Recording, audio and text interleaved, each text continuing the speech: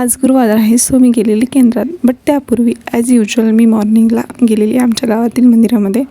So गेली, तिथे पूजा केली मस्त महादेवाची. आणि गाईज इथे पूजाच्या साईडला एवढ्या मोठ्या काडीपेटीच्या काड्या होत्या यार. तुम्ही पूजा करता तर तुम्ही तिथलं स्वच्छ तरी करा ना. फक्त महादेव जे सुंदर सजवलेलं असतं ना ते रिमूव्ह करून टाकतात ह्या बायका. इतका छान सजवलेलं असतं, स्वतःचं पाणी टाकतात आणि सगळं काढून टाकतात. मी तसं करत नाही, मी ते तसंच राहू देते. आणि ते बाजूचा कचरा वगैरे स्वच्छ करा तुम्ही. तेवढ्या जास्त काड्या निघाल्या लिटरली. फक्त येतात बडबड पाणी ओततात वाटेवर. तुम्ही काही समजा, पण हे करण्यापेक्षा तुम्ही तिथे स्वच्छता ठेवा.